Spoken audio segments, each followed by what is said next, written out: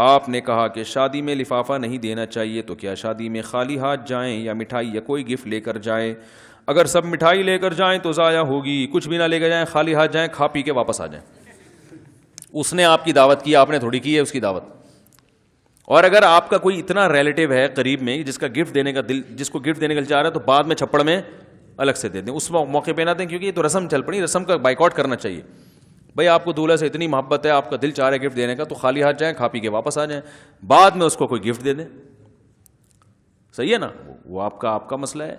دلہن کسی خاتون کی سہیلی ہے، فرینڈ ہے، تو بعد میں اس کو چپکے سے گفٹ دے دیں۔ چپکے سے کچھ نہیں ہوتا آج کل مارکیٹ میں، اتنے لفافے کم بخت دولہا لے لیتا ہے، ولیمے کا سارا خرچہ نکل آتا ہے، اس کا نام ولیمے کا ہوتا ہے، اصل میں جوا چل رہا ہوتا ہے۔ دیکھیں آر یا پار، یا تو نقصان ہوگا یا کیا ہوگا، فائدہ ہوگا۔ ایک پلیٹ جو ولیمے کی ہے نا، 500 روپے ریٹ چل رہا ہے اس کا۔ یہ جو ولیمے پہ بلاتے ہیں نا آپ کو، یہ فری میں نہیں ہوتا، کم سے کم ایک پلیٹ کی قیمت کتنی ہے؟ حالانکہ ہوٹل میں سستا مل رہا ہے، یہ ایک پلیٹ کم از کم 500 میں دے رہا ہے وہ آپ کو۔ اور نام کیسے ایسے ٹائی وائی لگا کے بنا پھر رہا ہوتا ہے کہ میرا ولیمہ، آپ تشریف لائیے۔ وہ بھائی ولیمہ نہیں ہے، آپ کی دکان ہے یہ، حقیقت ہے، یہ ولیمہ تھوڑی ہے، یہ آپ کی دکان ہے۔ آپ لفافے لے رہے ہیں، پیسے لے رہے ہیں، لوگوں سے کھلا رہے ہیں، یہ تو بوفے ہے، یہ بھی کھا سکتے ہو، وہ بھی کھا سکتے ہو۔